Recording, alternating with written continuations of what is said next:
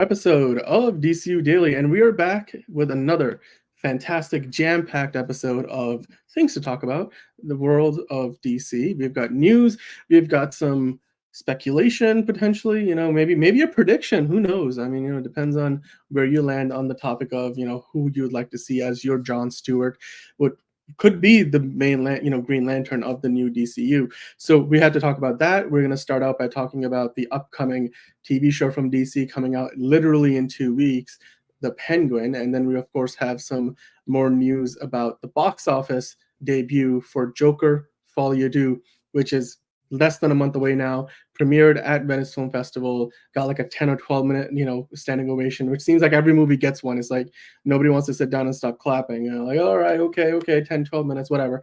I don't know who counts the time, somebody with a stopwatch, or maybe they just look at the time. It was 8:01 when it started, and it's 8:13 when it ends.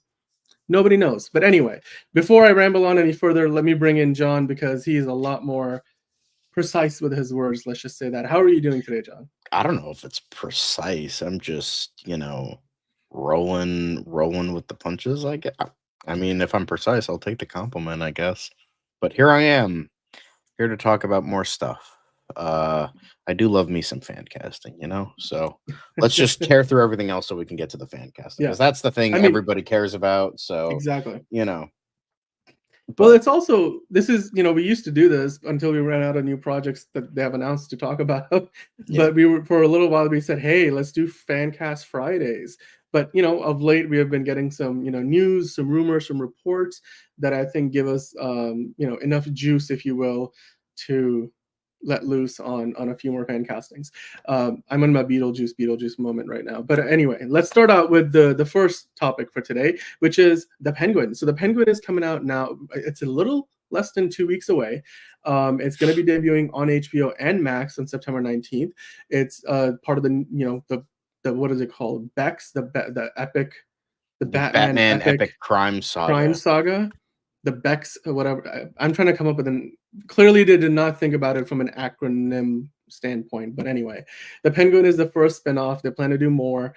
This is going to basically start up a week after the Batman movie from a few years ago, and is going to lead us right into the next one. We know that Oswald Cobblepot's Penguin is going to be in the second Batman. Matt Reeves talked about that recently in one of his interviews, and he's mentioned that next movie is going to start filming next year in 2025. So with that in mind, of course, we do have this show coming out, like I said, in less than 2 weeks. It's going to have 8 episodes. You've got Colin Farrell in the lead role. You've, of course, also got Renzi Feliz on the left. You've got Kristen Milioti on the right. These are new posters that Total Film just put out. It's one of the few magazines out there that you can still get like in print form in Hollywood. I used to have a subscription to this, and they have some fantastic interviews and behind the scenes looks at movies and TV shows.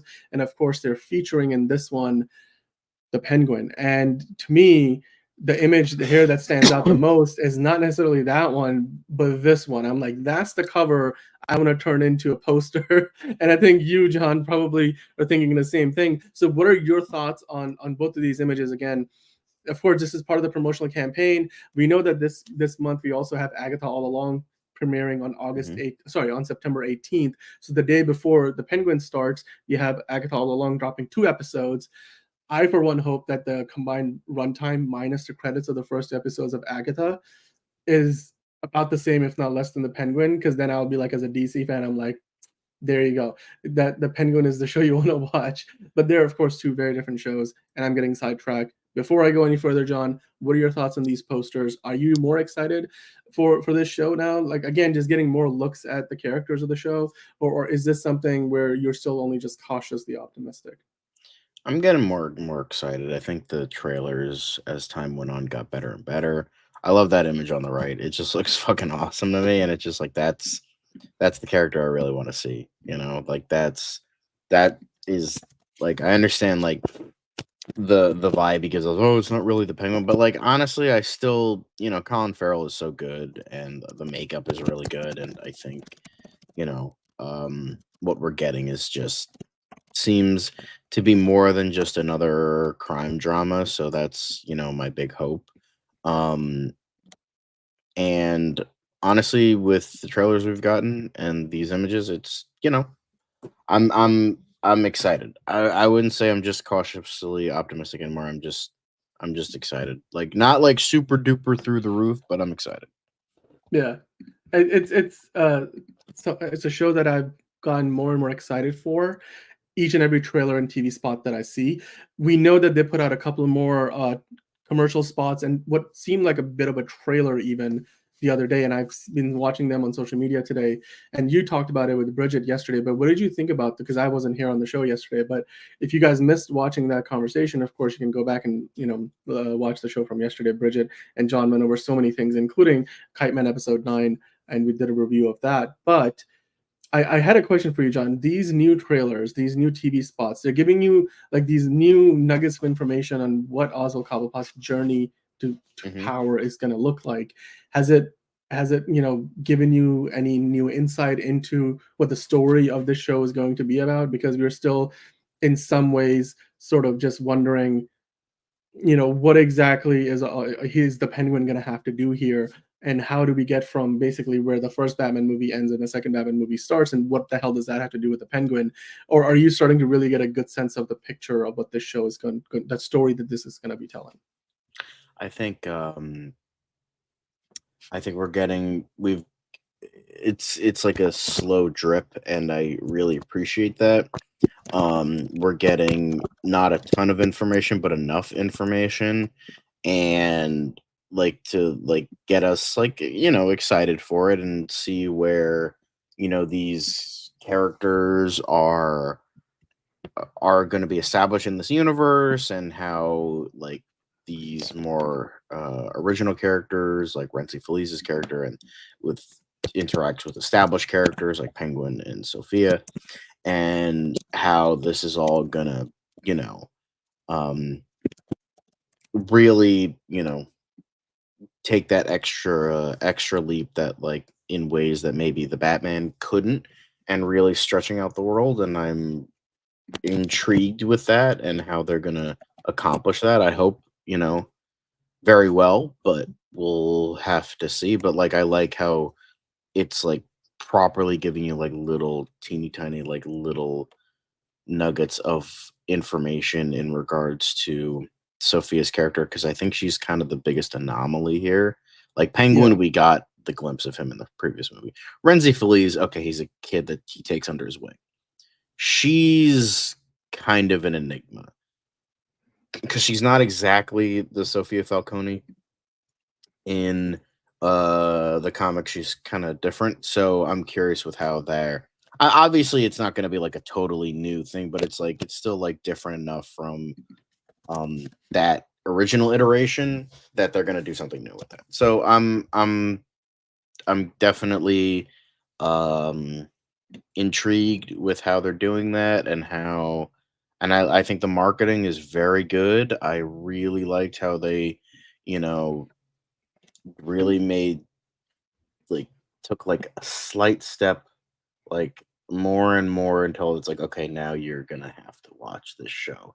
yeah. It's like you're it's like generic crime drama first That's teaser, exactly what you said after the first trailer. Like you were and like, then now what it's is it? like, okay, Yeah, I'm yeah. really interested with how these characters are gonna develop and be Mhm. how they're gonna interact, how the story's gonna progress. Is it gonna be typical? Is it gonna be, subvert expectations? Are we gonna I'm curious, and you know, I'm ready to do this. Like, let's go. Dude, Come on. yeah, Two yeah. weeks. Less than 2 weeks. Yeah, it's every little bit of the show that I see, from the actors and the caliber of actors they've got in the show, the way this seemingly looks like it fits right into the world of the Batman, there is no doubt in my mind that this show belongs in the world of the Batman based on how it looks.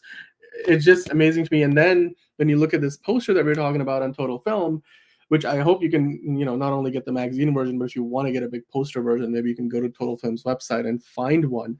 But if there was any doubt in your mind who the three main characters in the show are, it's of course Colin Farrell's the Penguin, and then you've got Renzi Feliz in there, of course, who's going to be playing Victor Aguilar, and then you have Kristen Milioti, who's incredibly talented and has done so many things, but somehow she still flies under the radar. But now coming in as Sofia Falcone, I hope that her character, you're casting somebody of her pedigree. You're not just bringing her in for like just the 8 episodes. I hope that her story continues beyond the show, and maybe we get to see her in the next movie, much like for Renzi Feliz as well. And of course, if any of these characters do well enough for themselves, I'm pretty sure Matt Reeves would love to spin them off into their own TV show or miniseries of some kind. So yeah, and of course, Colin Farrell. Like, dude, I agree with you 100% that this poster right here, like this image, Total Film has a history of putting out some fantastic posters for movies over the years, and I would love to take that one and frame that up and put it on my bedroom wall if I needed to, or in my office wall, have it in the background of the show set that I've got. But yeah, we're all excited about it, guys. Let us know in the comments what you think about the Penguin. Is this a show that you're more and more excited about the more you see it for it, or do you feel like they've given away too much with all the trailers and commercials? Is this the show that you're going to be watching week to week, or are you going to be watching Agatha all along? Which will be, it's not like you can't do both, but that will be coming out on Wednesdays, and the Penguin will be coming out on Thursdays. Let us know if this is a show that you're interested in. Who is excited for fucking Agatha all along? Like, genuinely, that's a genuine question. Please, in the comments below, are you excited for that? Like, anybody? Like, after the whole shit show with the name, I'm like, all right, let's. I mean, I never planned on watching it, but like, why? Like, I love Aubrey Plaza, but I'm not gonna watch that shit show just for her. Jesus.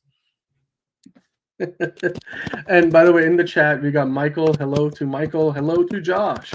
Who's Hagatha? Hagatha. I don't know who Hagatha is, Josh. Agatha all along is the first time she. Oh, Buster Barnes, of course, in the chat. He's saying Agatha all along is the first MCU show I won't be in a rush to watch. Yeah, I mean, it's they haven't quite earned that from the audiences yet. So, and certainly for all the time that show has been in development, it's gone through 5 different titles. So, I'm not particularly excited. I'm cautiously optimistic. If you're a fan of what's that Disney movie that this is that looks, it feels like it's I'm trying to think of. It's about 3 witches. Halloween theme. Somebody's gonna tell me in the comments. Halloween Town? No, not. No. They had a new sequel to that this year. Is it because it Hocus Pocus? Hocus Pocus. That's it. Yeah, that was a couple of years ago where they did the sequel to that. Was it 2 years ago? Okay, whatever. But Hocus Pocus is basically what I got the vibes of watching Agatha All Along's trailer. I'm like, yeah, and you know what? You could just go watch Hocus Pocus. And like, Marvel it's Land. Better anyway. Yeah. Anyway.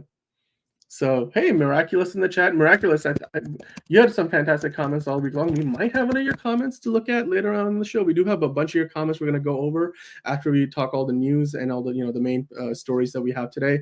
But yeah, Josh said it exactly. It kind of reminds me of Hocus Pocus. So, yeah. Same. I'm on the same page with you, Josh. All right. Well, with that said, of course, the Penguin is what we were talking about, and some of these absolutely fantastic Total Film covers that you can always on this side. Total Film covers that you can go check out. If you have a subscription to this magazine, you might be getting one of these in the mail. If you don't, then you might want to get yourself one just to put on your wall or as a collector's item.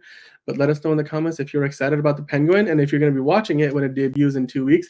We are going to be reviewing the Penguin on this show each and every week when a new episode drops. So new episodes will drop on Thursdays. So as soon as Kite Man is over, John is going to flip over to watching the Penguin on Max, or if you have HBO, you can check it out there as well. So with that said, let's move on to something from the world of the movies, because of course we have the Penguin on our television screens. But if you're interested in going to the movie theaters near you and you've already seen all the movies that are out, then in less than a month's time on October 4th, Joker Folie Deux comes out, and we have some new long-term box office forecast numbers coming out now. Every once in a while we go to Box Office Pro and we check out like what's going on for the next month's movies, right?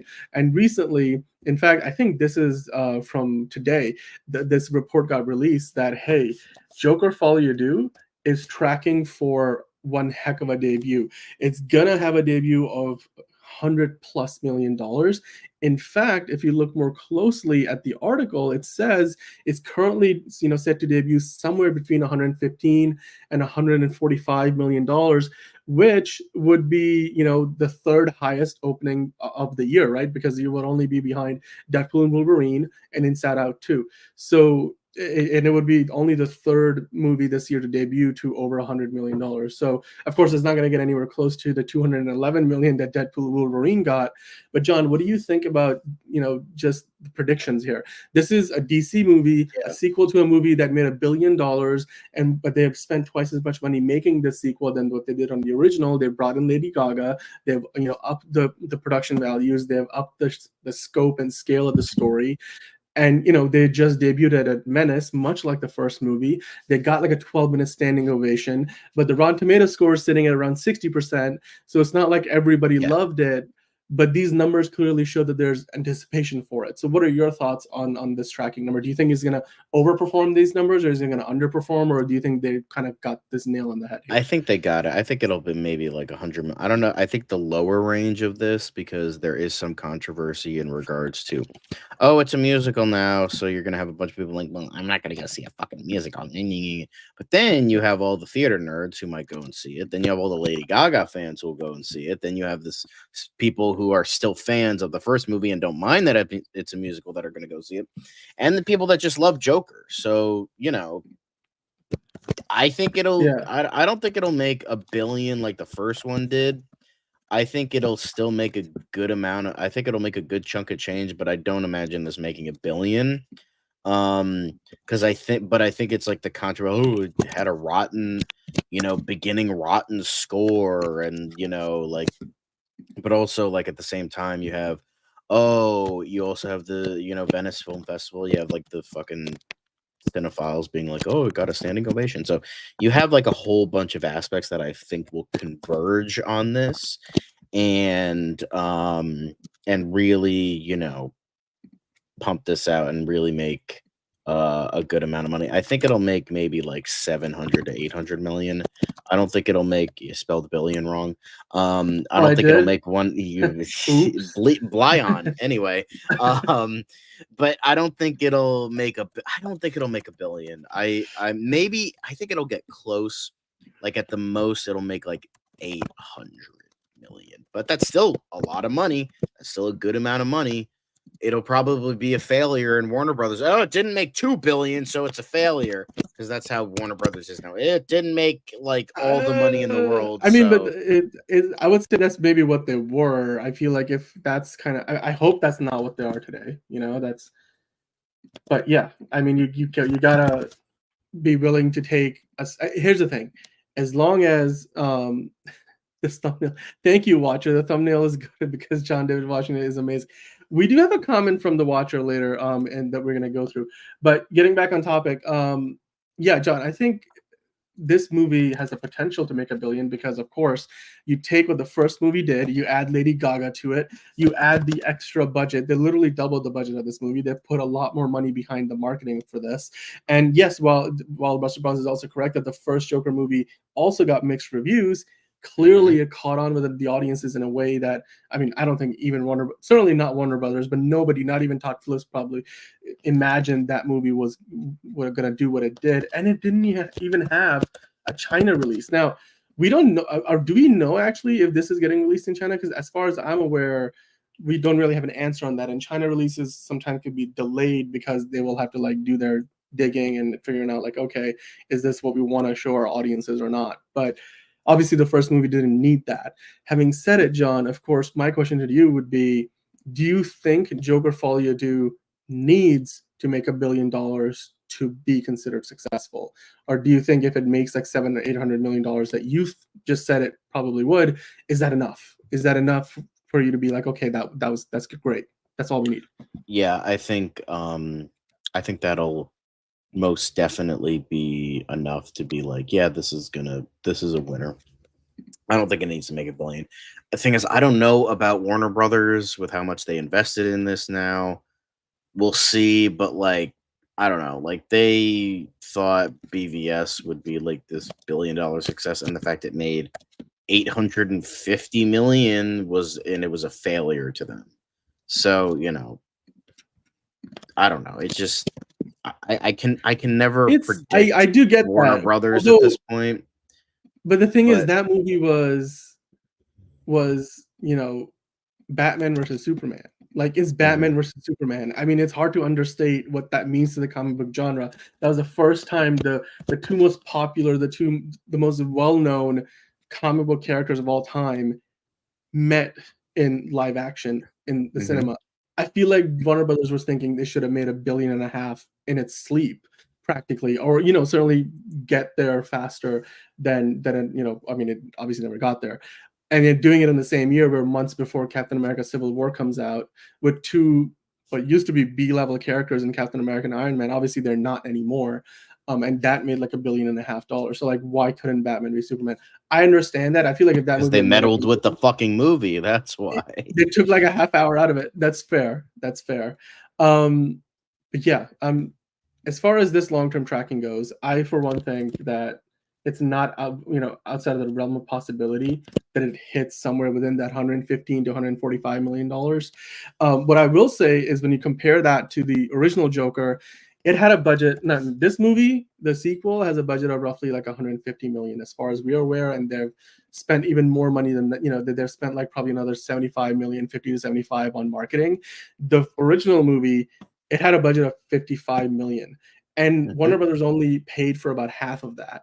And then they basically, I thought it was gave like more like a marketing third, money. not even a half. Yeah, it was something like that. It was something ridiculous. It was insanely low. They basically did not want to take any of the risk. They were like, Todd Phillips will let you do this, but we're gonna wash our hands of this. And they didn't really put a ton of money behind the marketing either. But the marketing campaign was pretty ingenious, and it opened up to almost $100 million. Dude, it opened up to $96 million for a movie. It recouped its budget in its opening weekend.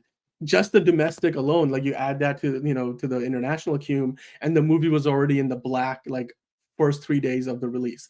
And then it goes on to, of course, make $1 billion. It made 1.078 billion, which, John, as you like to say, is 2 million more than another movie that probably should have made a lot more.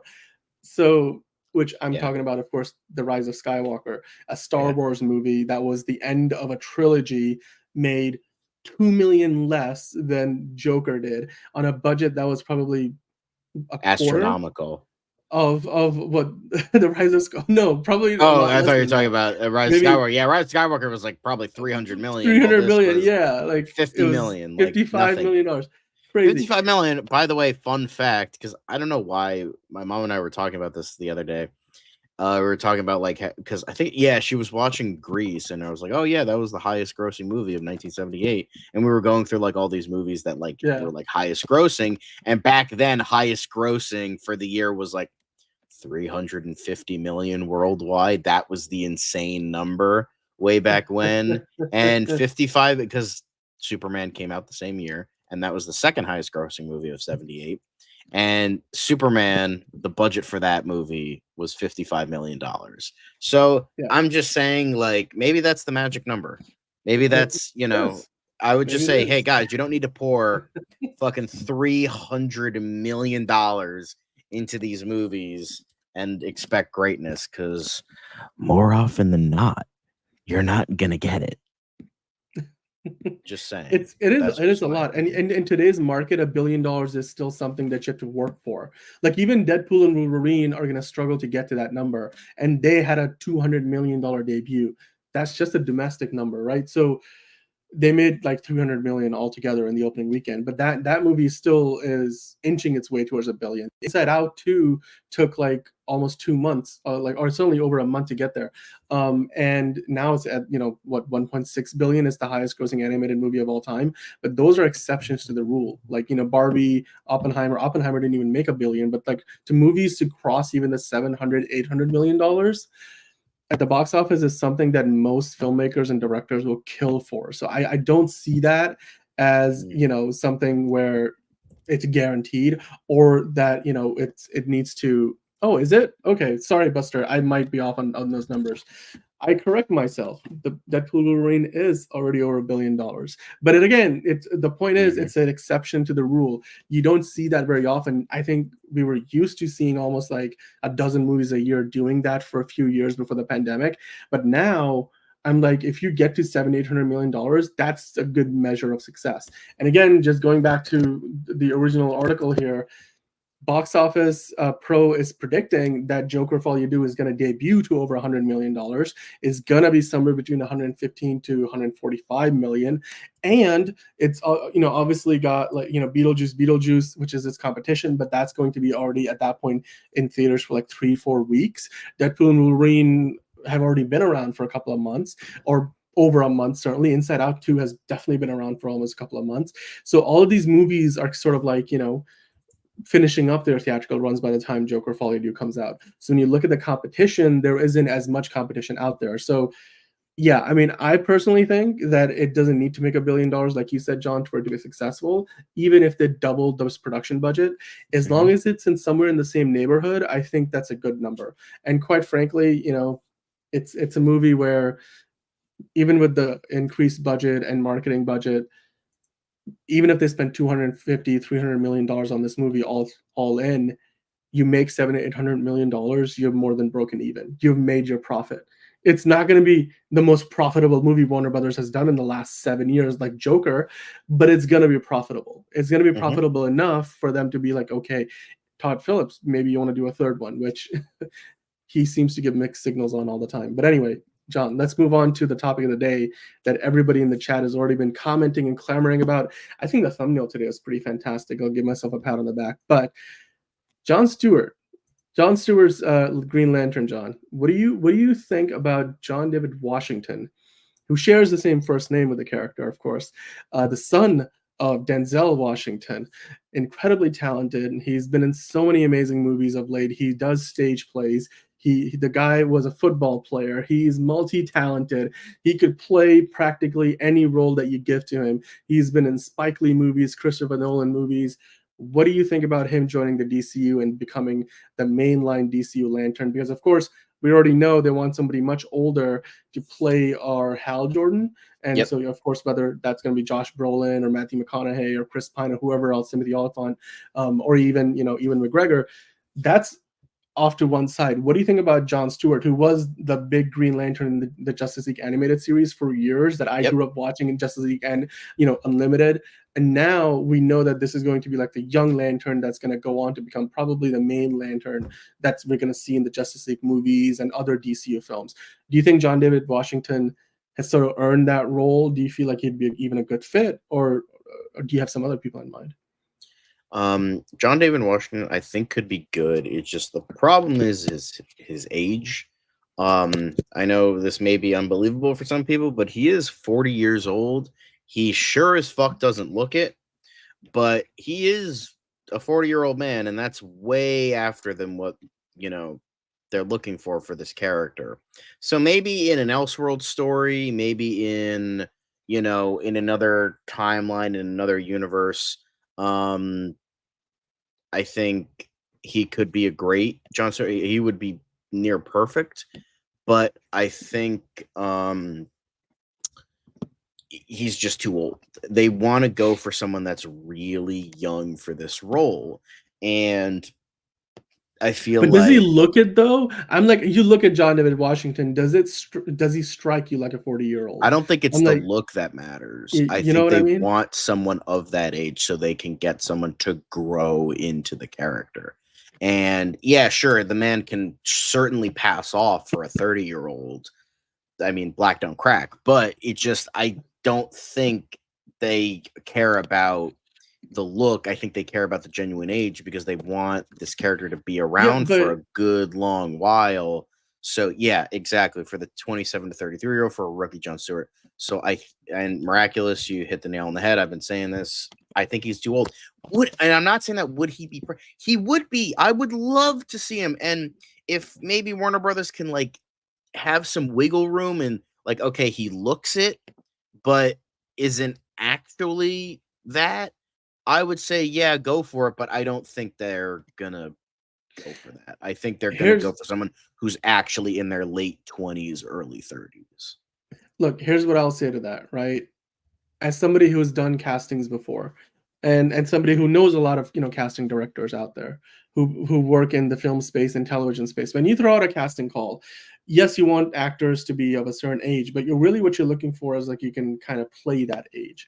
I think and I get your point of he's 40 years old. If he's going to be in the role for the next 15 years, he's going to be 55. I get that, I do. But hey, we live in a world where Hugh Jackman is still playing the Wolverine, and probably for at least 3 or 4 years longer. You've got RDJ still coming back again and again and again. You've got actors who can stick around in the role well into their 40s and 50s. Ben Affleck, if he was still playing Batman, he would have been like 50. He's getting close to 50 or something. Ben Affleck is you wouldn't imagine. Of course, he started off playing an older Batman to begin with, but you can clearly play these roles for a lot longer than maybe what we thought about. And also, I think when Ben you look Affleck at is 52, by the 52, he's already in his 50s. So when you look at the comment from Miraculous, 27 to 33 years old, I get that. Well, when you look at the roles he has played recently, including, of course, the picture on screen you see from Tenet, I bet you his character in Tenet, I mean, they don't even give us a name for the character, but I bet you from the casting director's perspective and what Christopher Nolan maybe wanted was somebody who looked like they passed out for their 30s. Now, Right. I know this movie came out at a time when he was still in his 30s. And so when they were filming it, he was definitely in his 30s. But I think he can still pull it off. And when you look at a movie like The Creator that came out last year with him in it, quite frankly, I don't see why he can't do it. One of you guys pointed out he's maybe a little too short, but even that is something that I think, yes, if he's short in real life, Tom Cruise can be a blockbuster action star, exactly, despite being like 5'1", I think he can fucking pull it off. I know he's not 5'1". I'm just saying. I don't know how. I think he's like 5'6", but like if he can do it, John David Washington could do it. All right, it's fine. But exactly. I think John David Washington could be great, but I just think in terms of what WB is looking for, or James Gunn or Peter Safran, whoever. So I think I don't know I mean, I know Aaron Pierre. I already said my piece on Aaron Pierre. I think he could do a good job.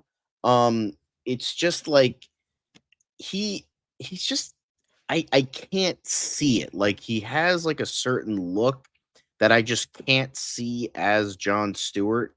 Like I understand like Jon Stewart doesn't have to be, like rugged and grizzled and all that stuff, but like it just Aaron Pierre, it just looks like he's constantly on the cover of a J. Crew catalog. That's all I can really see. Now, is he a great actor? Yeah, I've seen him in a bunch of stuff, and I think he's very good at what he does, and most definitely. But I just sometimes I just can't get over. Look, now if he is cast, I'm not gonna like poo poo it. I'm not gonna say, oh, this is the worst thing ever. I as I've said many a times before, I love to be proven wrong. So prove me wrong, Aaron Pierre. Just show me that you're not just, a pretty boy. Show me that you can like have the look of Jon Stewart as well. So I mean, he's no longer going to be in Blade. So that's good, because God knows when that's coming out, and he's I don't think probably anybody's gonna be in that movie because it doesn't. Nobody. But even he said specifically like, I'm out. I'm done. I'm not dealing with this shit. I'm still But waiting I on think this. I think Aaron Pierre could do it. It's just like, I don't know. Just the face is just, he just has like a very beautiful face. Like I can't, like I know that sounds weird, but like it's okay. I don't mean for this to sound mean, because again, good actor. I don't want him to like fucking come knocking on my door like, what the fuck did you say? Nothing like that. I'm just saying, like, I look at like a headshot of him, and I look at it and it's like, this is what I assume like Chat GPT is, like an AI generated image of what a person is like. It's just like a perfect like human face of like the perfect cheekbones, the perfect eye structure, hairline, eyes, like this just looks like almost an AI generated image of what like a computer thinks like a beautiful human being looks like. Like that's who I see. But like, I don't know how old he is. I don't know how old Aaron Pierre is. I hope he's like, because a lot of people are like going for him in the chat. I'm like, awesome, great. It's just he is 30, so he is right in that age range. So you know what? Add him to the list. Like I want to be proven wrong. It's just like I can't get over his face. I'm sorry. Like I know that sounds terrible. I know that sounds like I'm being like mean. I swear I'm not trying to sound mean. It's just like that's like my thought process of like, but like heroes come in all shapes and sizes no matter what they look like. So if Aaron Pierre is cast tomorrow, I'd be like, cool. I mean, the writing is gonna suck no matter what, but like I'm sure he would do a good job.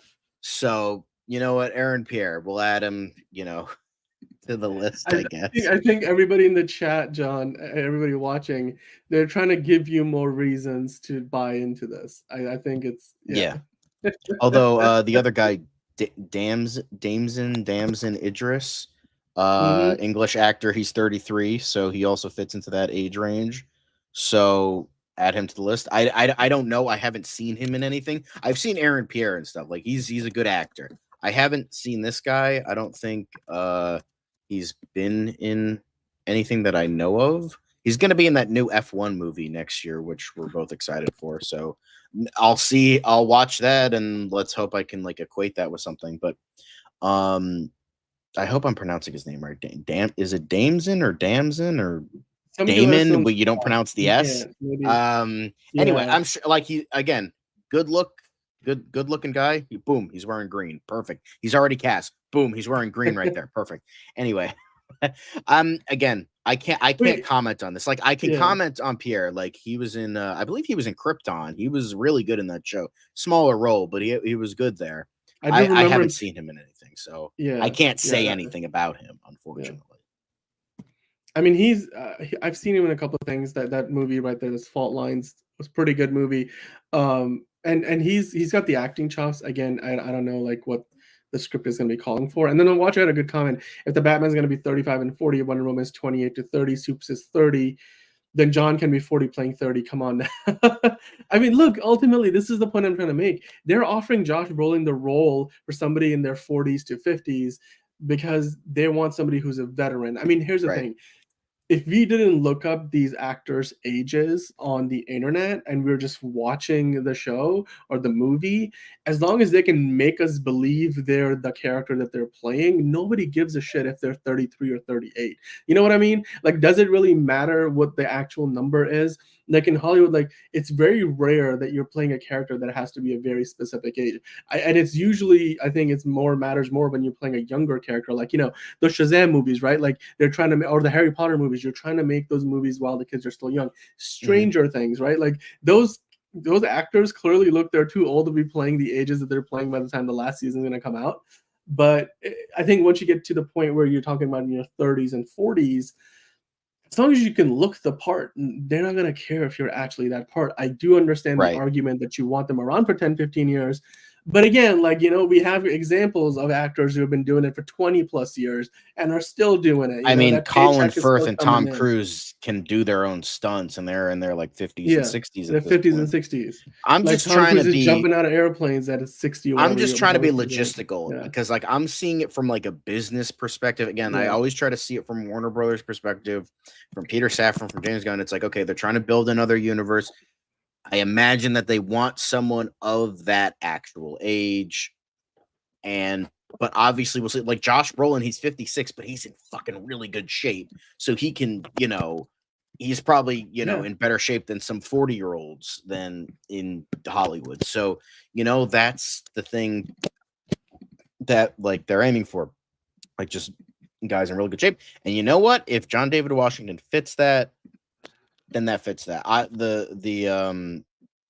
Yeah, I mean, I think he could do it. It's just like, again, I'm going in the literal route of Warner Brothers alleged rumor of like, we want 27 to 33-year-olds. Okay. In terms of the people I specifically picked, I went with like the 27 to 33 range. Mahershala Ali, yeah, it's just instead of a UR, it's an A. But yeah, Mahershala Ali, I think he might be too old. Even in that case, I think he's like in his You might, 50s at yeah. I this think point. that might be, he might be. I know there's roles for him, but maybe Jon Stewart, particularly this version of Jon Stewart, might not be the Yeah, one for he's him. 50. That's Yeah. way too old even for like John David Washington, he can pull off a 30-year-old. Mahershala Ali, he's 50 and he looks and sounds 50. So, By the way, you know, I think we have the perfect casting for Marshall Ali from Buster Barnes. John, what do you think about Martian Manhunter? Because I yeah, think that would be that could be good. inspired If casting. he's willing, I mean, So, if he's willing you to know, be in like prosthetics and stuff like that. Because like I think it should be either they could CGI it, but like I prefer prosthetics because like yeah, the me too. CGI in Zack Snyder's Or a Justice League mix of Material both. I mean, a mix of both was works too. You don't yeah. need to be all CGI or all prosthetic. That was the part about the Green Lantern suit that Ryan Reynolds had. There was no reason for that whole suit to be fucking CGI. Like But even it the works Flash. though. That's the whole point with the Green Lantern suit is that the suit is made from the ring. A lot of people don't seem to get that because I've seen people complain with the Guy Gardner suit from Superman Not Legacy with him wearing a physical suit. People are complaining about that like, "Oh, they don't get the character because oh, it's not a CGI suit because it's not made from his mind." It's like, "Well, you're not going to please everybody with that." Yeah, the suit didn't look great, but it did kind of make sense for it to be CGI. It just the problem Yeah, is the CGI at the time sucked and they couldn't get it right. But even then, I will say I don't like that movie a lot, but that's like one of the few things I will defend. It's like the fact that they made it CGI makes fucking sense for Green Lantern. Obviously, they wouldn't have a physical suit for a suit that is made with the character's mind and it's made from the ring. It just, and I didn't think it looked too bad, but like even then, like it didn't look great. But anyway, but that's like a whole nother complicated thing. They're gonna have practical suits, and but I don't get like how that became such a huge thing for people. Like, oh, it's CGI. It's like, yeah, of course it's CGI. It's not a real suit. It's not a practical suit. It's made from the ring. Like, what? Anyway, yeah. that's a whole nother can of worms. I mean, yeah. Okay, so look, at the end of the day, John David Washington, I think, and some of you guys think the same. Um, don't give me a green suit and animated. Thanks, Josh, for the reminder. But yeah, John David Washington, I think he's got the acting chops, he's got the resume, he's got the look. I think he's got the look. I mean, of everybody in the chat, it seems like I'm in the minority, although some of you guys are on the same page as me. If they cast him, he might be 40 years old in real life, but he does not look it, man. He does not look like he's No. 40. Not at all. By the way, if you guys are watching, please hit the like button because that will really help us out with the live show. It helps us get the show in front of more people and more eyes. As always, Buster Barnes saying they could have had the suit practical and used CGI to make it look like it came from the ring. Yeah, you could have. I mean, they did in a way, if you remember the Green Lantern movie, right? Like, because there's a whole lantern thing, and it's in a way they did. I still feel like what they did with the Flash suit, despite maybe you don't. I know, John, you don't like the Flash from a couple of years ago, or last year, but I thought the suit was good in terms of just the mixture of CGI and practical Yeah, I effects didn't that they mind that. used. It's just the helmet You know, looked like a bike yeah, helmet. It just looked weird. But I will say the suit didn't look too bad. But it's just like if yeah. like I will say the CW made a better suit and that has like a fucking budget of like $3 and a fucking ham sandwich. But So, dude, there's a you know, difference between a suit that's made for a TV show. Like I think that suit probably wasn't good enough to make it work. I feel like the suit. honestly, the fucking 90s suit was better than all of them. And that Any was yeah. like, I mean, that suit almost killed John Wesley Shipp on multiple occasions. So there's that too. So Okay. Well, here's where we stand right now. It seems like there's mixed opinions on mhm. Jon Stewart being played by John David Washington. I personally think it would be great. I think you are probably of the same mindset, but you have concerns about his age. A lot of Mhm. you guys kind of in a similar boat. Maybe he's too short. Maybe he's not the right fit. He doesn't kind of give you the right look.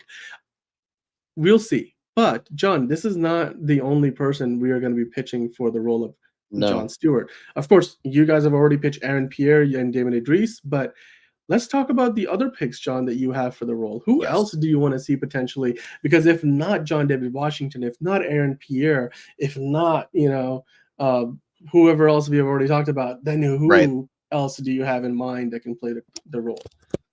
I have a couple. So I have 5 choices here. I'll try to go through them very quickly because we're kind of reaching the end here. But so the actor that I've been kind of championing for a while, and someone who actually fits into the age range, someone who just got off of a major franchise that we just talked about, and that's John Boyega. I do genuinely believe John Boyega could be a great Jon Stewart. Like, in terms of who they want for like a rowdy, sort of more careless Jon Stewart, which isn't exactly the character, but like, he has to grow into it, and he's younger and very different from any Jon Stewart interpretation we've gotten before. But John Boyega shows that he has the range for it. He can handle blockbuster stardom. Hopefully he isn't wasted, unlike, the shit fucks down the street wasted him. I said John Boyega. What the fuck are you gonna do about it? Get out of here. If you don't like it. No, I'm just kidding. But I'm sorry. Like, I know that's like but here's the thing. John Boyega is like in terms of Warner Brothers, what they want for 27 to 33-year-olds. And I do think in terms of all the actors, all these actors, even the ones we mentioned before my list, I think they could all nail it 100%. Ones that are not or are in the age range. So you know what? I just think John Boyega would be great. I've also seen him fan cast as Cyborg a lot too. But usually people were thinking that Jon Stewart was going to be older. So they didn't think that John Boyega could fit into Jon Stewart, because usually Jon Stewart's categorized as like, late 30s, early 40s. I still need to see this movie because I heard They Cloned Tyrone was like a bonkers ass movie, and I heard it was really good, and so John Boyega, he has been doing a good job. Like, he's been in like a lot of weirder indie movies. He was in, what was that? Not Trial of the Chicago 7. What was that other one? That he with Will Poulter. What was the name of that movie? God, I know exactly what you're talking about. Wasn't it a Catherine Bigelow movie? Yeah, wait, you just had the picture of Will Poulter. Yeah, Detroit. Was it Detroit? Yeah. Yes. So Detroit, this is still from Detroit. Yeah. Okay. So yeah. So all these movies, he's been doing a lot of really good indie movies. He was in The Woman King. He was in all these, really good movies. He was co-starred with Adam Warlock, and and the thing is, he's that block. I think he's really talented. I think he deserves another shot at a big blockbuster franchise. And after they completely fucking wasted him and Oscar Isaac and Daisy Ridley, they wasted all these guys. They just didn't know what the fuck they were doing, and it's a shame. So I think John Boyega deserves another shot at a big franchise. That I was just gonna say, I'm not sure he'd do it because he's probably scarred from big franchises, so he probably wants to stay away from that for the time being. And on top of that, even though he's not an A-lister, he is a name now. I will say John Boyega is probably a name. So I think and they probably want to go for someone a little bit more unknown, someone who doesn't have a ton of credits to their name, someone who's not in that realm. So I don't think they're going to go with John Boyega. I just think he would be really good for the role that they have in mind for him. So that's my first choice. He's 32. I think he would do. He maybe needs to bulk up a little bit, but I think he has the range. He has the talent. He has the look. I think he would be. Thank you. It was a good second choice. Thank you very much. But yeah, I would say John David Washington. That's probably like ultimate number one. If Warner Brothers is like, you know what, this guy is too fucking perfect. Fuck our age range. We're gonna go with John David. I hope that that's the case, because I do think he's perfect, and I do think he could play 30 really well, so it's fine. But these are just the guys that, like, okay, if they're strict about it, exactly. Like, that's what a lot of people have been saying. But in terms of the next actor I have, he But is by the way, another. John, before you Oh, sorry, before you get on sorry. to that, I wanted to add to this, and my thing with John Boyega is this: he did say at one point a couple of years ago that I'm sort of like done with doing these big franchise movies because they just feel like things that you want to do to build up your resume, because he did that Pacific Rim sequel after the Star Wars movies. He hasn't really done. I think his experience with the franchises has not been ideal, but what I will say is that he in more recent times he also got another interview, and then he all of a sudden changed tunes. He was like, you know what, I'm open to it. I'd love to maybe even go back to the Star Wars franchise if they gave me the right opportunity came around. Basically saying I'm open to it because maybe his agent, got in his ear and was like, hey, don't be bad mouthing all these studio films, because if you want to get paid and you want to make money in Hollywood, then you got to do these movies, even if it is just with a paycheck. But also, I know that John David Washington is Mhm. the son of Denzel Washington. Yes. But in my mind, when they make Denzel Washington's biopic, John Boyega is gonna play Denzel Washington, not John David Washington. I feel Oh, like it's but just, hey, you know what I I mean? mean, if O'Shea Jackson Jr. can play his dad, I mean, anything's possible, right? So, in Straight Outta Compton, so I think anything's possible. But but yeah, I think Boyega would be very good. I think he could do a lot of different characters. I think he could be a good cyborg as well. Like, I think in an American accent, I think he could give us a good, nice booyah. I'm just saying. Yeah. But yes. Okay, John, continue with your other picks, though. Exactly. That's the other actors kind of that I've chosen are lesser known. John Boyega is the biggest name on this list. That's why I started with him first. So the next actor I have, he's right on the cusp of 33, but he looks younger. So in terms of the next actor, the next two actors I have also have a bit of DC pedigree, so I don't know if they would go for them. But the next version, in terms of look, I think he's actually a pretty good actor, and he's not as well known. I think the next actor I have is Jordan Calloway. Now, if you don't know Jordan Calloway, you're probably not an Arrowverse fan. Well, I wasn't towards the end, but he actually almost got his own show, Painkiller. Actually, he was a character on Black Lightning. He went through like a whole rigmarole with his character. Like, he started out as this like wide-eyed kid that had a bright future, and of course, when have a bright future and it's in a mostly urban show, you're gonna get fucked. And he got yeeted very quickly. He lost the use of his legs, and then he became like a hitman. It was weird, but I think honestly he had a bit of the range of, like, he can play like a darker character as well. Like, he can get into those darker places that I think Jon Stewart can. Because I mean, I believe at one point Jon Stewart did nuke a planet. I think like he did some kind of, I think he committed a genocide at one point. I mean, who hasn't in comics at this point? Anyway, Who hasn't in but comics, right? so Fair point. Okay. I mean, I'm pretty sure they all have. Anyway, I just think Jordan Calloway, he's lesser known. I think he's got a really good look to him. And I think he's a pretty good actor. I think he deserves another chance after the Arrowverse kind of fucked him over, because he almost was supposed to get a spinoff. And even though the Arrowverse was kind of dying at that point, I would have been interested in seeing that, because he became like the best part of Black Lightning after a certain point. So I would have loved to have seen it. And I think like he kind of got that like rough, like militaristic side. Like, I will say Black Lightning was good. I will say the later seasons kind of went down in quality. I always liked it. I felt that it did kind of go overboard in some aspects, like more the political aspects, a little bit too much. When something like around the same time you had like Luke Cage didn't go into those aspects a lot. It was just like it was like happenstance. I think Black Lightning was like very much, hello. I just think I just think Jordan Calloway, he deserves another chance. I think he's a good actor, and I think you know, again, another wasted actor from another project.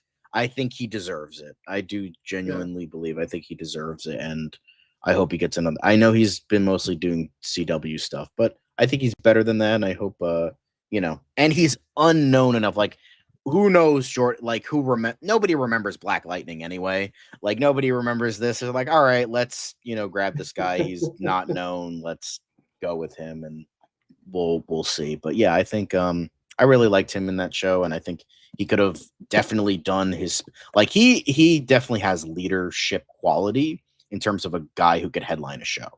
Yeah. So Yeah. okay, thank you, Miraculous. But yeah, Calloway definitely deserves another Yeah. fighting chance as a DC character, most definitely. Yeah. Even though he Yeah. played a villain beforehand. Yeah. Here. All right. Well, who else do you have, John?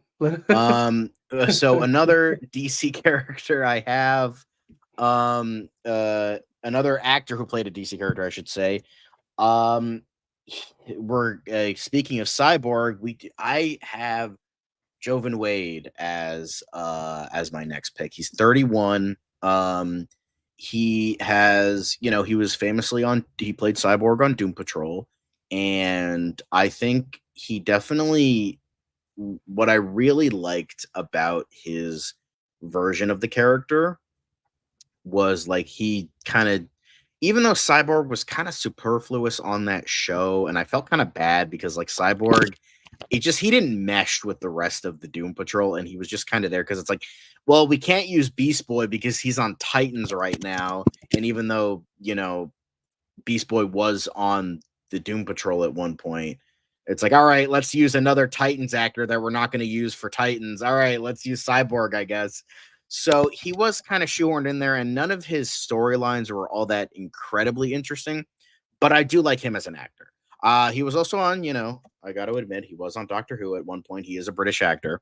But I still, even then, even though I didn't totally love his storylines and what he did, I still think he rocked it. I still think he was a good actor who still dealt with like monster man, more machine now than man kind of like vibe, sort of like, turning evil and like what's real and what isn't. I feel like he did that very well as dealing with the more surreal qualities of the DC universe.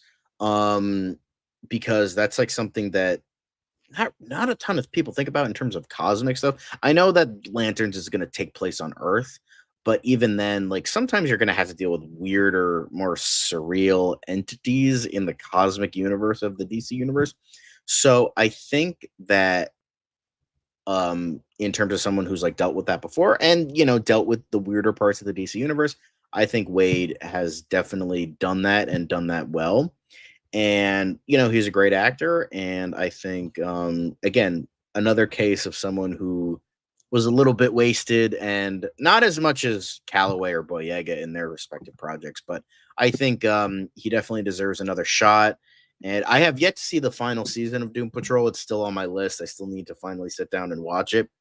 But for the 3 seasons I watched, he wasn't, unfortunately, I don't blame him. I blame the writing. Is the Cyborg character never really went anywhere, and his storylines were always the worst of the show. And so I feel kind of bad. So I'm like, all right, let's give him another shot. And I think, he definitely has he definitely looks younger. Like if you see him without like the prosthetics, like he looks like he can pull off for he can like easily play the role. 20s. 20, yeah. So, and I feel like, I think he deserves that shot. One shot, one opportunity, mom spaghetti, you know how it is.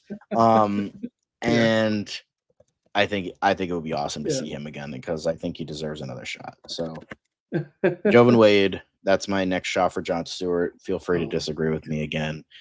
Tell me how much of an idiot I am with all these horrible picks. I think they're more focused on the dog at this point, which fair, very fair. Sorry, she burst through the door, so I cannot, it's. She's here to play ball. So we've got a couple more picks, John. Who else do you have? I know that Jovian Wade, of course, he's got DC pedigree. I'd love to see him. I think there's a lot there, a lot of potential there left to be harnessed. I mean, I think Zelda agrees. Yes. But Maybe she okay, can play Jon Stewart. Anyway, yeah, so the next two actors are going to be harder for me to uh, gauge because I haven't seen them in anything. But in terms of the projects I've heard that they are a part of, and we're going by like look and physique. Feel free to tell me I'm totally wrong on these because again, I don't know these actors very well. Those three were the main ones I was talking about, and like those are the really ones. These are just like okay, some extra picks. So the next one I have, and I hope I'm pronouncing his first name correctly, is Ketter Williams Sterling. Apparently, well, he's another British actor. I believe he was in Sex Education. He's one of the main casts on that show, and I think in terms of like physique, I think he could definitely do it, and he's got like and I've heard Sex Education is a great show, so I think I do think William Sterling could definitely pull that off. I've heard nothing but great things about that show, and I think that he definitely has the physique for it. So feel free to tell me how wrong I am, but I feel like if you want to go for someone like he is the youngest guy on this list, so if you want to go for someone that's like that young who could pull off young, then that's who you go for. I feel like he kind of has like that kind of reckless Jon Stewart vibe that they might be wanting for him. So yeah, I think he would be a really good choice. Again, I'm going mainly off of appearance and from what I've heard in terms of the shows and movies he's been a part of. So now, which isn't a ton, but as I said, education is like the biggest thing he's done, so that's the main thing I'm going for. He might be a little bit small, but I think like if they're going for like really young, then I would say this is probably your guy. If I'm trying to go for like different vibes for different actors with how they're going to go. This is like the young guy. Jordan Calloway is probably like the darker edged Jon Stewart. And then like Jovan Wade could mean like in terms of like have like a good reactionary sort of thing in terms of like weirder aspects, but like taking them in stride and like still being a hero because of that.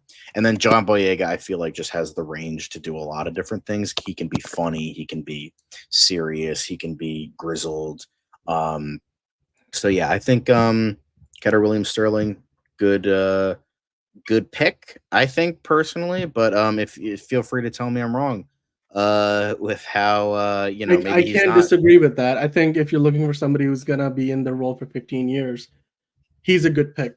I think you're going to be able to build, especially because you want somebody who's going to be getting mentored by an older Hal Jordan, right? Yeah. I think so. You want to distinctly see the age difference. I think if you go with a Josh Brolin, for example, or a Matthew McConaughey, or Ewan McGregor, yes, I think in that case this would be a good fit in terms of just seeing the two actors, and of course, he's done some fantastic work already. So I'd love Hmm. to see Ketter, William Sterling in that. So with that said, you do have one other pick, right, John? There is one Yeah. other person on the list here that we want to potentially Yes. pitch to you guys.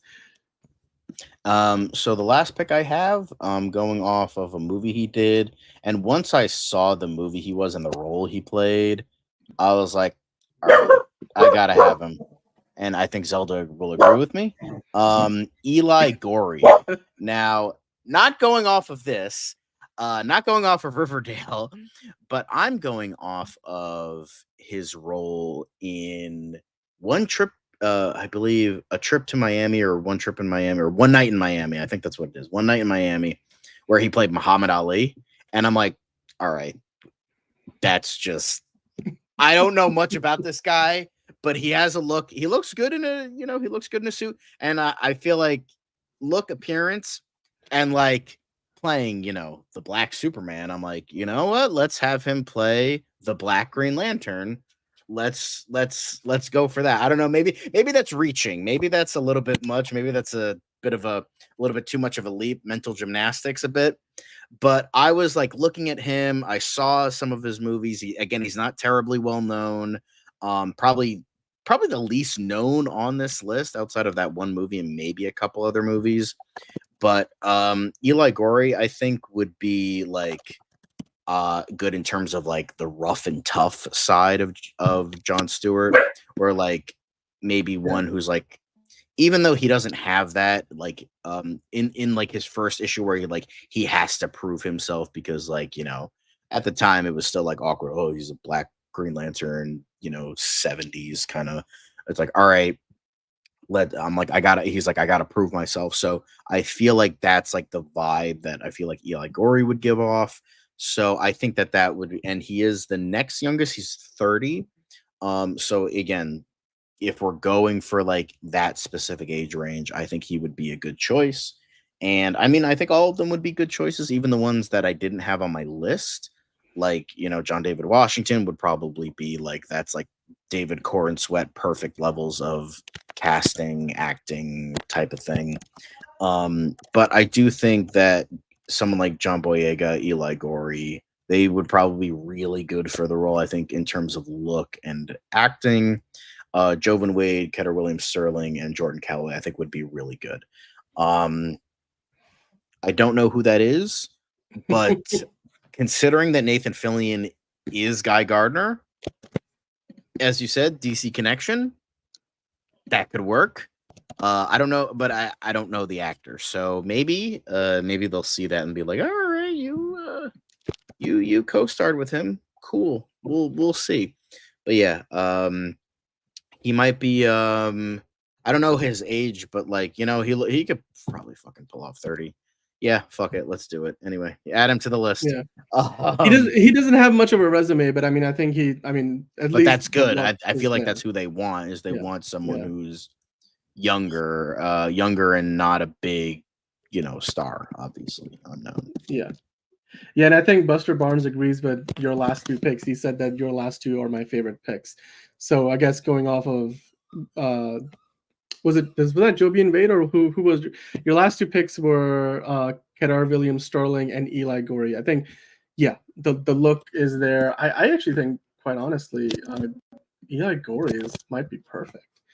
Of all the people you have pitched here, I'm like, as far as the look, the resume, not quite being the star that, you know, John David Washington is, the name that John Boyega is, but really he's on the up and up, and he could be a nice compliment to an A-lister taking on the role of Hal Jordan.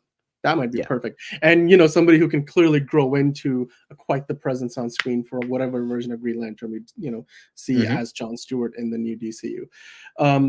Of course, John, we do still have some fan comments to discuss. Yes. So that is always a part of the show. So guys, of course, keep leaving your, you know, fan theories and castings in the chat and the comments.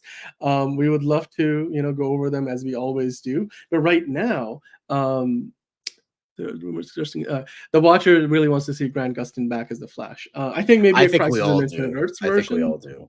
It's possible, but let's dive into those comments, shall we? So, John, let's dive into the first of. We have 5 of them. You guys have been very busy commenting. We appreciate every single one. We got a lot of stuff on the other Green Lantern episodes, so let's bring back those Green Lantern comments. So here's the first one.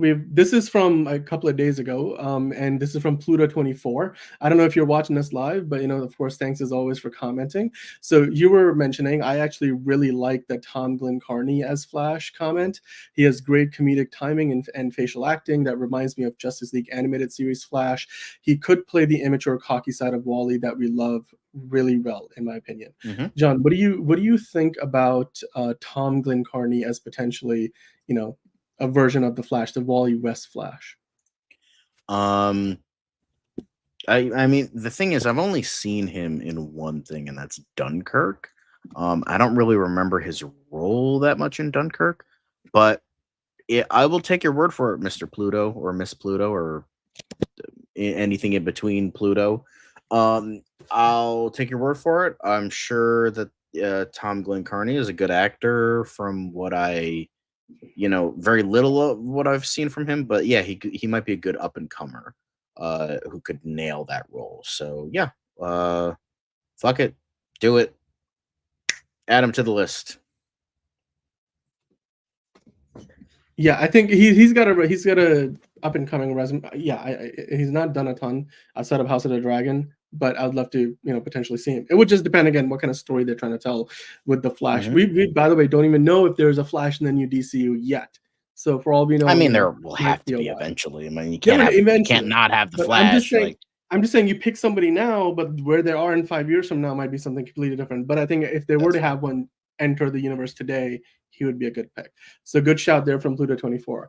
Here's our next comment, John. So this one comes to us from Mr. Lee Anthony, and he commented on, I believe we were doing the Also Curious show with DCU Daily earlier in the week, and this was still, we were reacting to Josh Brolin being offered the role of, of course, the Hal Jordan, the legendary Hal Jordan, as they call it in the synopsis of the show. And he says he's not too old for the story. Brolin looks exactly like old man Hal Jordan, gray hair and all. I think that's what the DCU is going for with Hal. Hal is already legendary and is teaching Jon Stewart the ropes. What do you think about this idea? Again, we've got a character here we're not really going to get to see the iteration that Ryan Reynolds played, who just gets his powers. This Hal Jordan is going to have been around for a while. So what do you think about Yes. what Mr. Lee Anthony has to say? I personally think Josh Brolin would be a perfect fit. What do you think? Yeah, I think I do think Josh Brolin could do good. Like, yeah, I think there are other actors that are probably better, but I did want to share something real quick. I'm just gonna say that look at that look. I mean, I know that's not Earth 1, it's Earth 3839, but like we're looking at that look, we're looking at old man Jordan. That looks like Josh Brolin to me. Like, maybe I'm just being crazy, maybe I'm just, inserting shit where it don't belong. I'm just saying, without a beard, I think Josh Brolin can pull that specific look off. But what the fuck do I know, right? I'm just looking at the comics. But yeah, I think in terms of, I don't think they should go for old man Jordan. That's just a personal pick for personal gripe. But if they are going for that, then I think Josh Brolin could do it. I think people need to calm down. It's not like they're getting like, they're not gonna Weekend at Bernie's a fucking like 100-year-old actor or something. He's 56, but he doesn't fucking look 56, He and he's doesn't, got the no, not at and all. like he treats his body well. He's muscular. He probably eats well. All that other shit. So like, you know what? Fuck it, do it. Let's go, Josh Brolin. One of the many Yeah. greats that could do it. Again, not my favorite, but hey, my favorite is the same age as Josh Brolin, who's Timothy Oliphant, who's also 56. So, I think they could fucking do it. Stop being, guys, come on. It's like y'all, in terms of the people that are hating on Brolin, it's like, I'm sorry, like I hate to sound like a dick. I understand that. I understand like people are like have a certain like image in their heads, depending on the comics they read, depending on the writer, the artists, all that. I understand that. But on the other side, y'all have never won this battle. Y'all said Michael Keaton was gonna suck as Batman. Look what happened. Y'all said fucking Heath Ledger was gonna suck as the Joker. Look how that happened. Y'all said Chris Evans was gonna suck as Captain America. Look how that turned out. Y'all said Ben Affleck was gonna suck as Batman. Look how that turned out. The only one I will maybe give you is Jared Leto's Joker, but I don't think anybody really believed that Jared Leto's Joker was gonna be good. So, I'm just saying. He was method acting. He was very method about sending it. anal beads to his fucking actors. Yeah, I remember Heath Ledger doing that. But anyway, in terms of same here, like Pine and Oliphant are probably my biggest in terms of the shortlist that was allegedly leaked. Those are my favorites. If Chris Pine wants to do it, great. If he doesn't, let Timothy Oliphant have it. But if Josh Brolin is cast, I will not hate it, and I think that would be a good choice. Yeah. Yes. By the way, good. Yes. Okay. Shane Top. Like, I have been watching a lot of Smosh Pit lately. I think Shane Top would be fucking perfect as Booster Gold. I think he would be absolutely fucking perfect. Like, he's muscular, he's blonde, he's got a good look, he's not well known. He's more so known for like Smosh stuff as a comedian, but he's funny.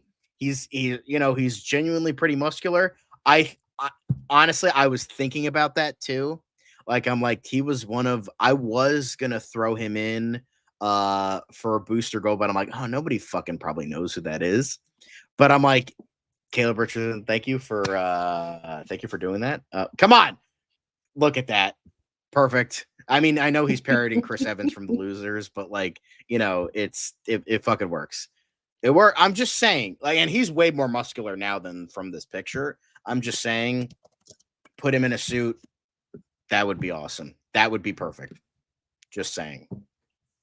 So thank you, Caleb Richardson. Thank you for, giving me that little tidbit that I oh so desperately needed. But yeah, I was thinking about that a lot too. I'm like, oh my god, he would be so good. But that's beside the point. Yeah. Anyway, I will also say Sean William Scott recently also said that he wants to play Booster Gold, but I think he might be a little bit too old. He's in his 40s now.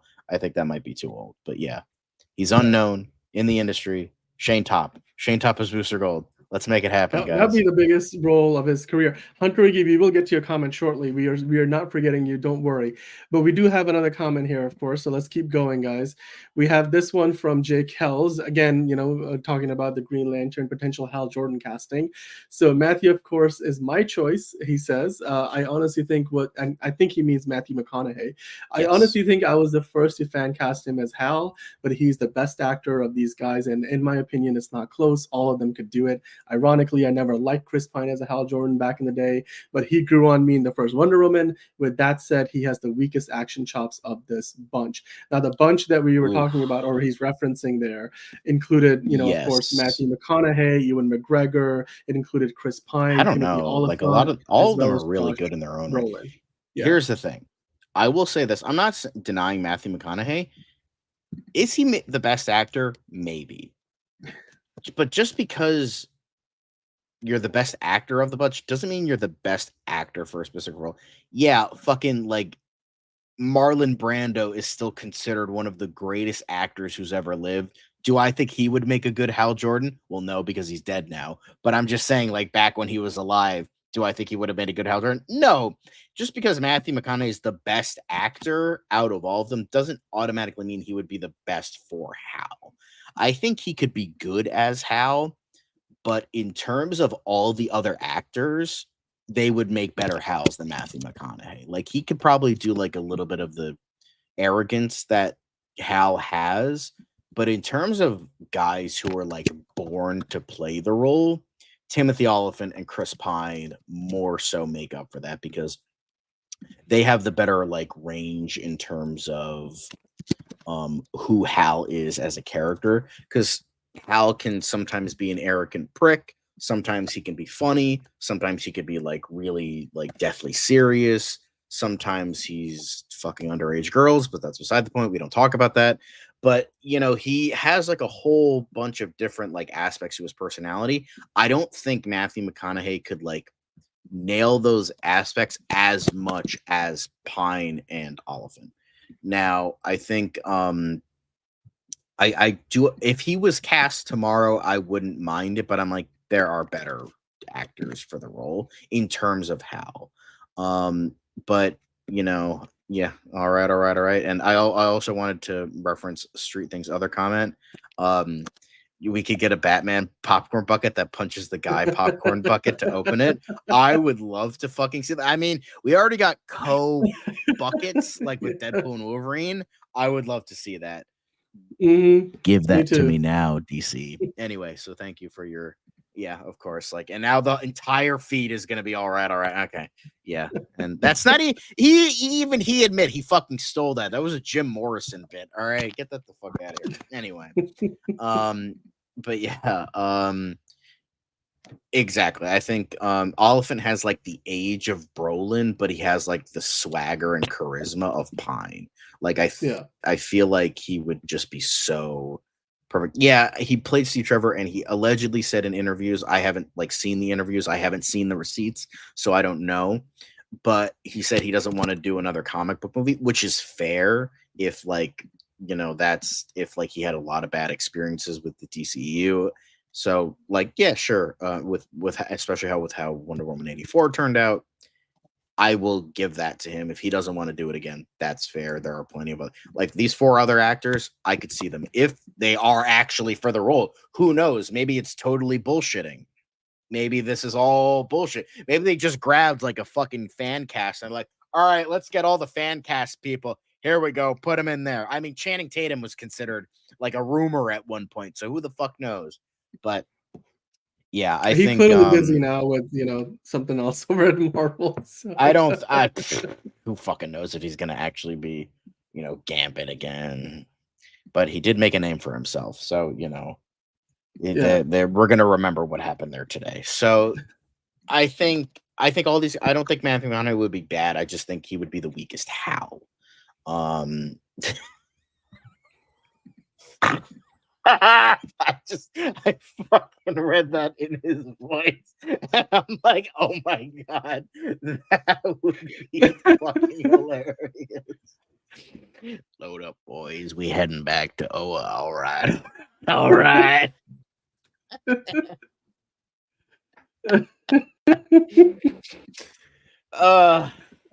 that would be. You guys are really getting into it now. I'm just saying, infinitely quotable. Thank you, Josh. Thank you.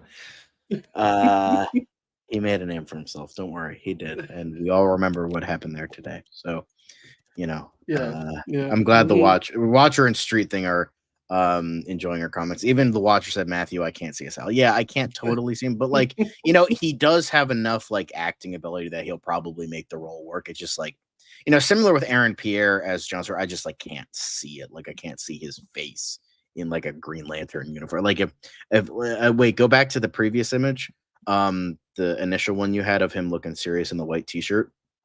I don't know if Lex is watching right now, but if you take that image and you do your do diddly dads that you've been doing for the past couple of weeks, and you put him, even if you do that, I still can't see it. Like even if you put him in a Green Lantern outfit, I still can't see it. So again, that's just me. He might be the best actor of the bunch. I would disagree. I think Timothy Olyphant is genuinely the best actor of those 5. Maybe Josh Brolin, but I think I don't know. I just like that's just like maybe it just comes down to personal taste at that point. So yeah. My god, Brennan as fucking Skeets. That would be the greatest fucking movie. Oh my god, if Brennan as Skeets would be so fucking funny. That would be the greatest fucking Booster Gold. I don't even care if they have Blue Beetle at that point. If they do that, that would be the greatest fucking movie ever made.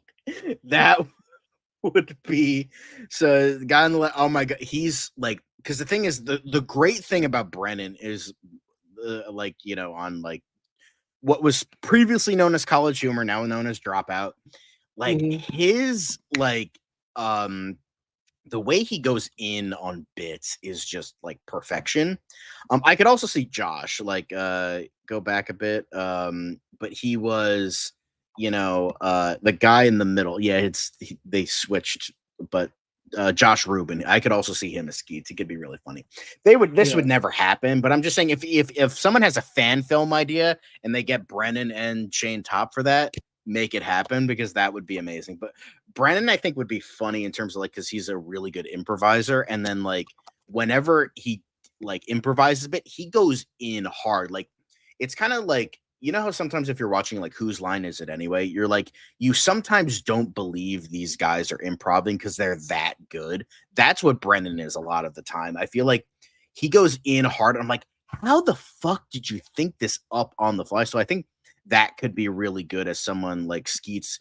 Skeets is usually more known as the straight man of Booster Gold's buffoonery, but I feel like if you do have 2 different types of comedy, you could still make that work, and I think that would be funny. Thank you, whoever recommended that. That is the greatest fucking movie that will never happen. But Caleb Richardson, we love you for that. Now I want that to happen so fucking badly. By the way, I'm really enjoying the Watcher Well, dadgammit, I think my lantern ring needs a charge. Oh, never mind. It's 90%. All right. Right. Yeah, that one just trails off into the distance. Yeah, it's perfect.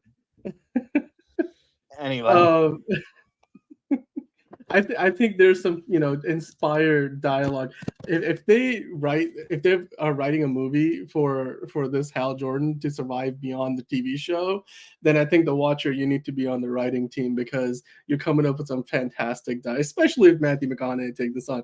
I think those comments are probably the best comments of the day for me at least. Yeah. It's just perfect stuff. But yeah, Josh is clearly trying to get on your nerves now. So John, I'm sorry, but we're just we're getting rid of that. We're deleting that. We're gonna just like after Caleb right. Richardson just fucking nailed it, we just had to fucking get Josh's bullshit in here. Get the fuck out of here. Anyway. We do have 2 other comments to get into, so let's get in. Yes. Let's keep going. I have as an much ice cream here that's melting, so like let's get this done and quickly. Yeah. All right. Let's move on to the next comment, shall we? Yeah. So this is the next one. This is from yesterday's show, right? No, 2 days ago actually.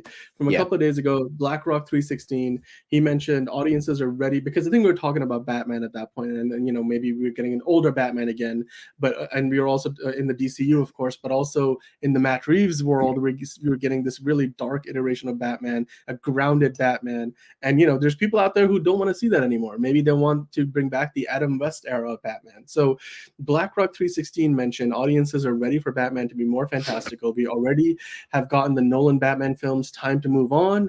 I don't want a huge jacked up Batman because once you do the stunt work, you need somebody lean to do the movement for Batman. Even in BVS, the stunt man for Batman is not big. What do you think about that comment there? I think for me, there's some good points there, but the logistics of how you make that work, ultimately Hollywood can find stunt doubles for whatever. I don't care. I mean, and clearly, like if you cast somebody like what's his name for Reacher, who plays Reacher Alan Richardson, he does his own stunts. He does his own stunts. So I'm like, he can handle it. I'm sure there's stuntmen out there who have got the flexibility to do what he does.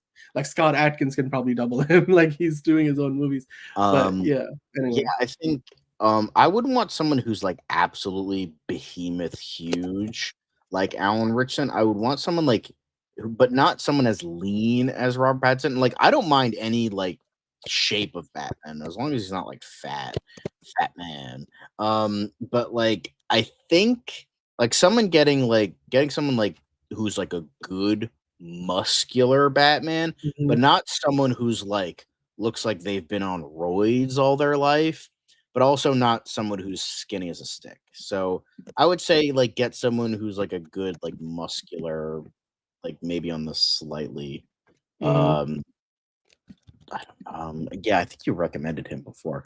But yeah, I think just gets that's in terms of how I would view it. Like that's what I would want to see. Yes, I remember you mentioning him before. He might be a little bit too young, but yeah, fuck it. Add him to the list.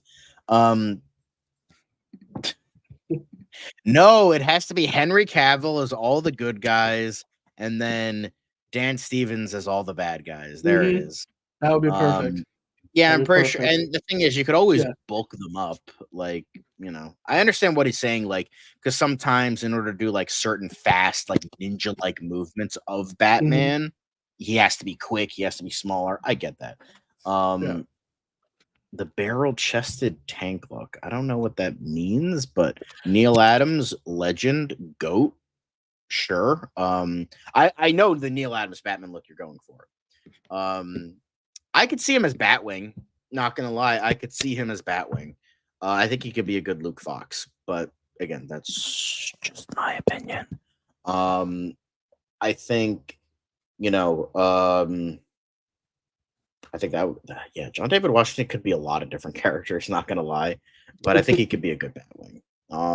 Who is Luke Fox by the or David Zavam, I think was the first one, and then Luke Fox became the second Batwing. But yeah, he could be a good Batwing. But that's just my personal vibe of like someone who's like, because I do like ninja. Because the thing is, I like the brawler, but I also like Ninja Batman. like someone who's like in the shadows, like, you know, a good Predator map from like Arkham City, you know, like that kind of Batman who can like do that thing, but it still has the muscular like advantages of like being a brawler. So, yeah, maybe. I think that might. I mean, in terms of look, honestly, you know what? I might start a thing on my cast, like YouTubers cast as as fucking DC characters. Honestly, I might start that. Like, not gonna That needs lie. to be I could see something. We right should do like that, in yeah. terms of a physical, he has that sort of like look for just gotta kind of bob and weave now with all the, you know, ones that are cropping up as pedophiles. You kind of gotta bob and weave through those. But in terms of the ones that are straight and narrow, good people, get those guys as like get like a YouTube DCU, and then we'll see how that turns out. That's gonna be the next episode, Monday. DCU, but cast with YouTube actors. Let's fucking go. Anyway,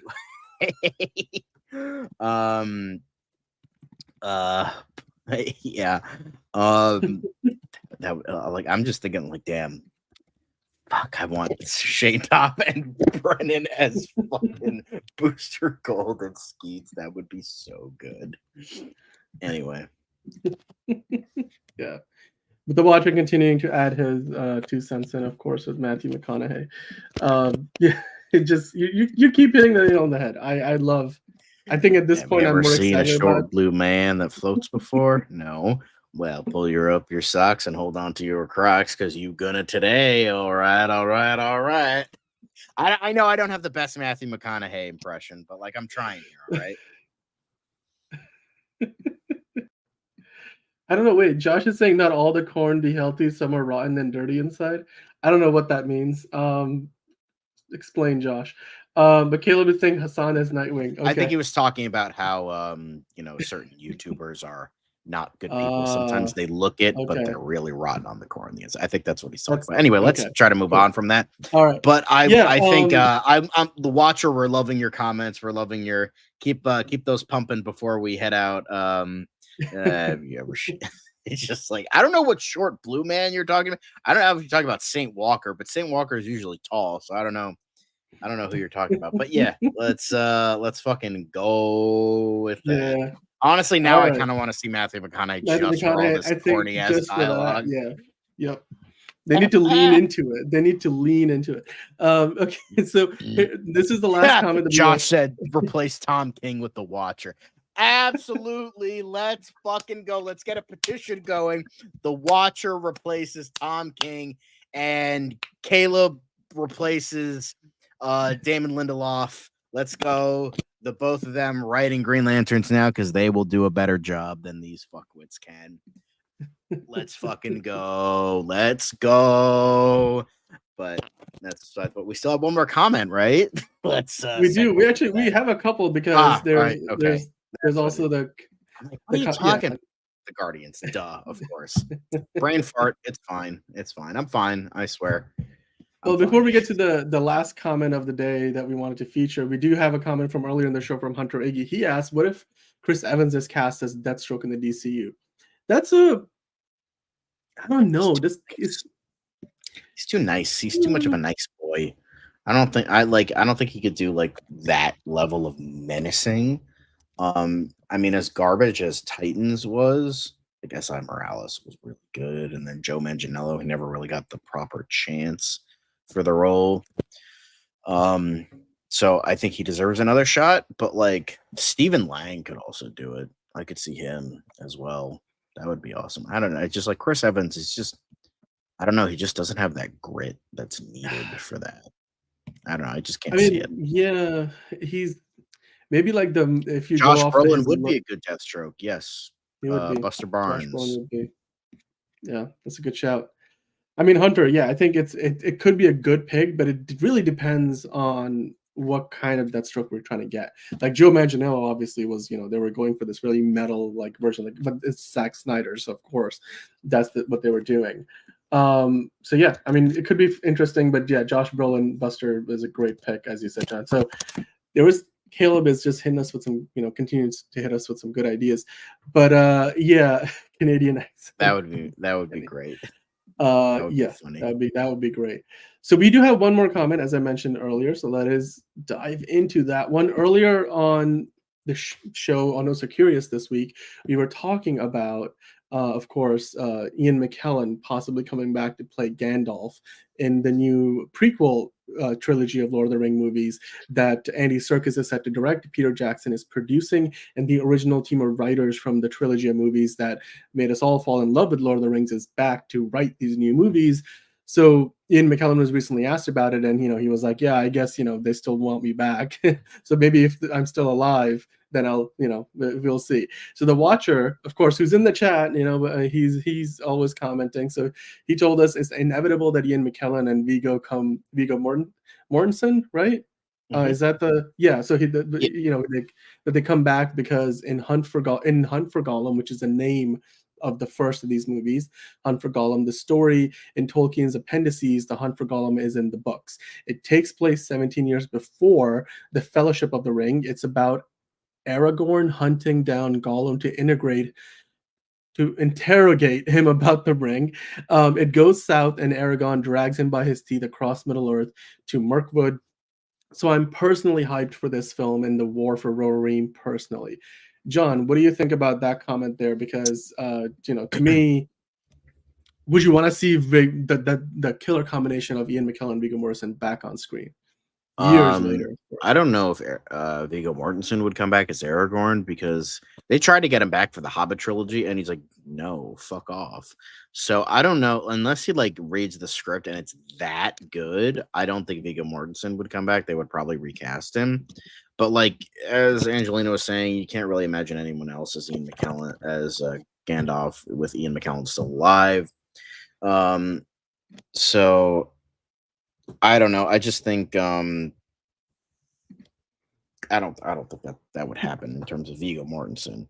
But I mean, I'm not really excited. I don't really care. I'm probably not going to watch any of these movies because they're in the pit. Anything after 2003 was a mistake. So they're in the pit. So I don't care. They could be good, they could be bad. I don't really have a lot of trust. Sure, they might have the same writers, but like Peter Jackson came back to direct the Hobbit trilogy, and look how that fucking turned out. So, I don't really have a ton of hope in this. I don't have a ton of care into this, but if people are into it, cool. I'm not.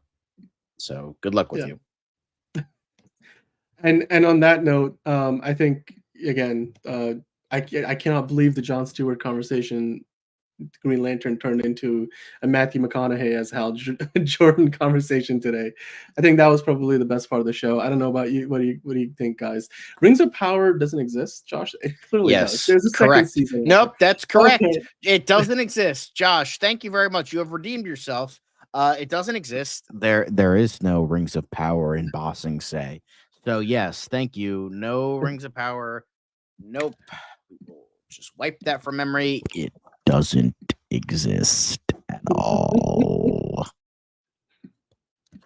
Yeah, it seems like you guys are all on the same page there. For me, I'm like neither here nor there on that stuff, but it does look like Warner Brothers is going to mine the heck out of anything that they can get their hands on with regards to. I mean, because obviously Amazon paid like $700 million to just a little bit of that story that they're turning into how many seasons of TV shows. So yeah. I mean, Warner Brothers wants their, and it doesn't look like it's fucking that much money either. I'm like, I can't believe that show's as expensive as it is.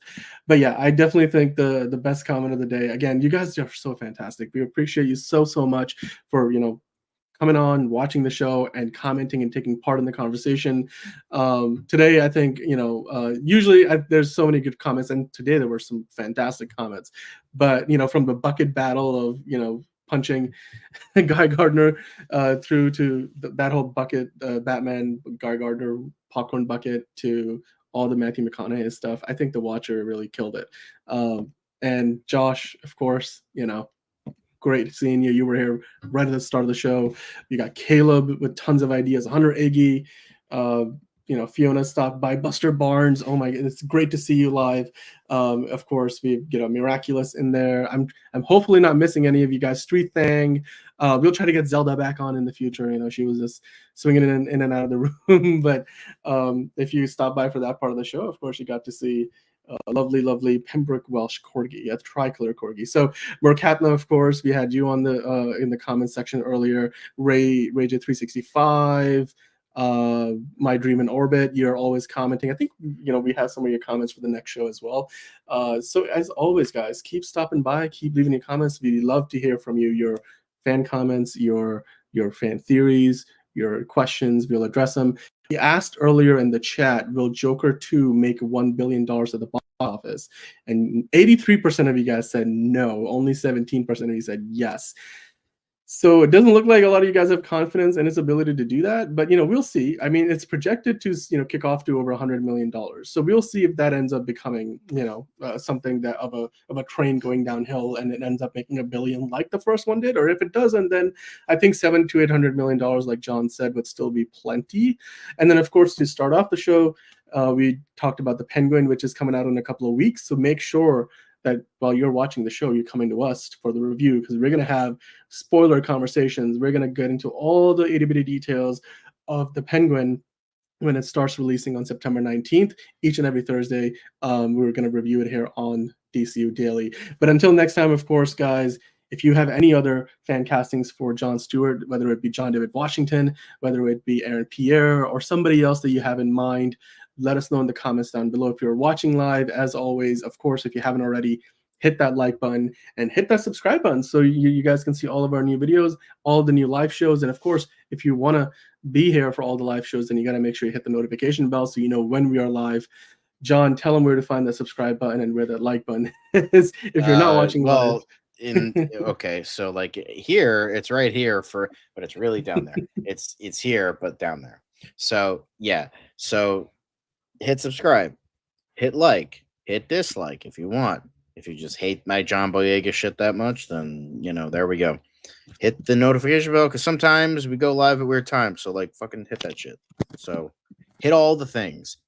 Just punch them, omega beam them, batarang them, whatever you want to do to them.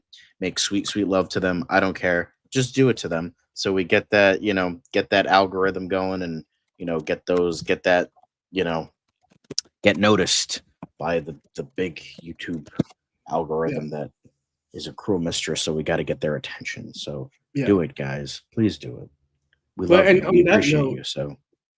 And we do love you. We love to see you guys in the chat. And if you're not watching live, then make sure to come back and check us out later on, because we'll have tons of new episodes next week. We'll be back on Monday with more DCU Daily. We have got a review of Beetlejuice and the Also Curious show coming up. And of course, we'll have the season finale of Kite Man next week as well. And we'll have hopefully more details and, leading up to the Penguin, as of course, Joker, Folie, Deux, all of these new DC projects on the way. We now know that Creature Commanders is coming out on December 5th. So there's lots more to talk about, and we'd love for you guys to be on the journey with us. Until next time, guys, as Miraculous says, you guys have a great night. All right.